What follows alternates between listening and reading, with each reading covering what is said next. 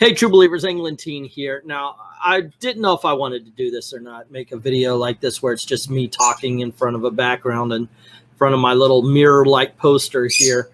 But I did. I wanted to address some of the problems and some of the little news bits. Hey, Twids decided to wake up. He's been silent all day. But one of the things we were always talking about is the comic industry is dead. And I always say it's not dead, it's changed. And in a lot of ways, it's going to change how we don't like it, how us old farts aren't going to enjoy it very much. And that's been happening gradually, as a matter of fact, for a long time.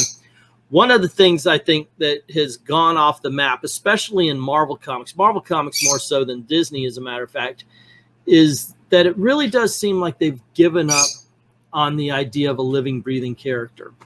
And you hear this quite a bit. I'm going to talk about different things over time. You're going to hear this, why the comic industry is dying over time. And once again, I don't really believe it is. I just believe it's changing and not for the better, at least not in my opinion. But one thing I always hear is it's just a fictional character. You hear that a lot when they bring up the fact that they want to race swap a character. We should have Michael B. Jordan play Superman, which he's literally said he didn't want to do. He wanted to play, like, what was the name, Valjean, the black Superman. And that's great. Hey, why not? There are a lot of original black characters out there who should be represented. Bring them on in. Make a movie out of them. I want to see them all. I love the fact that I'll hear people say, are you tired of superhero? No, no, I'm not. I'm 50 freaking years old. From 1970 all the way up until 2008. Yeah, we got a superhero movie sprinkled in here or there, but from those years, that's a long time. I had to sit through all sorts of cop procedurals and romantic comedies and epic biopics and all that kind of stuff. So when you finally get to making superhero movies on a regular basis, I'm supposed to grow tired of the fact that you're finally making movies about the things I love. Now, I even hear comic book fans say that, and I just don't understand it. But then again, a lot of them are younger than I am, a lot younger than I am. So no, I don't feel that way. But a lot of times you'll hear, oh, we're going to change this up. You know, well, why are you doing this? Well, it's just a fictional character. And I think that's one of the big problems. Look, I understand if you become a comic book writer, if you become a comic book artist, you want to put your stamp on it. You want to be a part of that character's history. But the problem is, and I've said this many times before, Captain America has a voice, and you can read the back issues and find Captain America's voice, because as I believe it was Mark Waid who said, your first order of business, your first rule should always be do no harm. That might've been John Byrne. But the point being is that you always have to stay true to the character. If you're writing Spider-Man, you have to understand who Spider-Man is, and you've got to write in his voice. Unfortunately, a lot of times what we're getting is a lot of writers who are writing in their voice, no matter who they are. Have you ever read a Mags Visaggio book? Congratulations, you read them all, because they're all Mags Visaggio. Mags does not know how to write, or refuses to write, I should say, anything but Mags. And you find that all throughout. Mark Waid sometimes is an excellent writer. I think this new Fantastic Four book that he's doing with Neil Adams was pretty good. The first issue was pretty good. I haven't read the second yet, as of this recording. But he wrote Captain America, and by no means was that Captain America. That was Mark Waid being pissy and angry that Trump won the presidency. And you see that a lot. You see that so many times. A character who was, Iceman. Bendis said, you know what? I need to make a character gay. And I'll take this guy who has had 60 years, 50 years at the time of not being gay. Oh, well, I'm going to do this. Why? Because I'm the writer and I can do that. Yeah, but you're not. You're not. Look, you have gay characters you could have worked with, but no, you had to make somebody else gay. You had to put your own voice in rather than finding the voice of the character. You find that all over the place.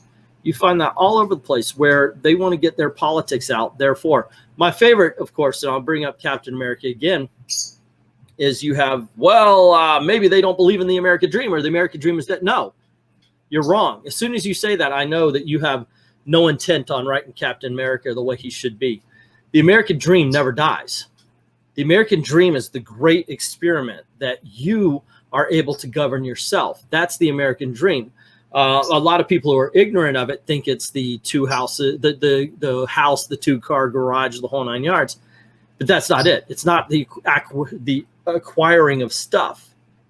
It's the making yourself into somebody who could acquire the stuff to whatever you feel your success would be, to be able to make that, so long as you're, of course, you're not involving anybody else's, so long as you're not stepping on anybody else's rights, you have the right to do that. You have the right to achieve your dream.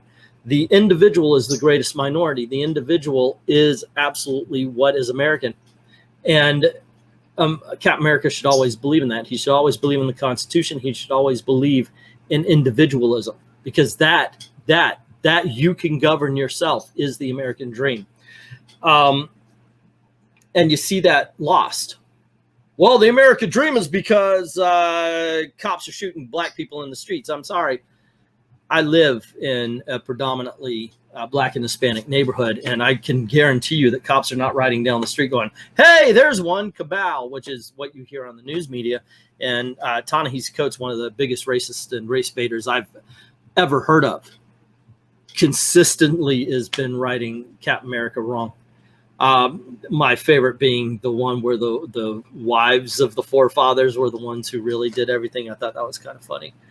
But you see that, and it's because they don't care. They don't care if they change the characters, because they're just fictional characters. But that's not true to a lot of comic book readers like myself.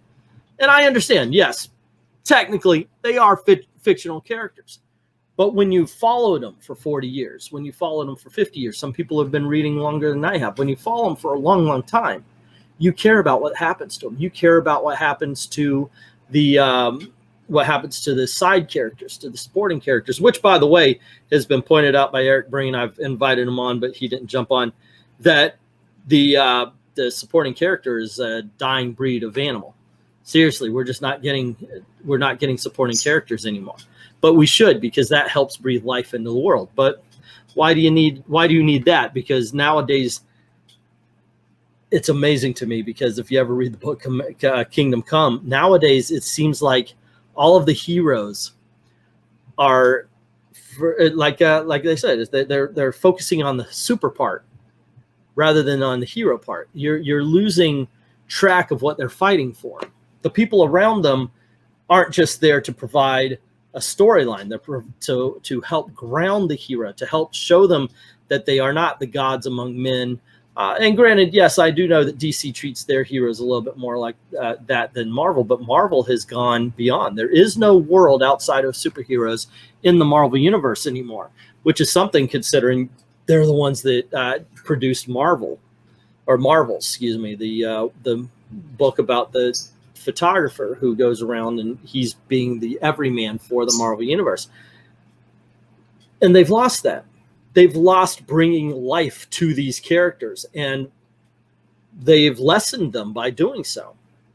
They've made sure that all these are fictional characters. And if they're fictional characters, if they are not living and breathing people in your eyes when you're reading the book, if they cannot breathe life to this pen and ink, then why do you care? What do you care? And I think that's something that a lot of writers are falling apart. There are some great writers out there. Don't get me wrong. You know, there's some good comics out there. Even if Marvel produces one, I'm going to step up and I'm going to say, hey, you know what? Marvel made a good comic book today, and it's this one. If somebody who usually gives me a good book gives me a bad one, I'm going to say, you know what? I like their other stuff, but today they've made a mistake. Today they kind of faltered.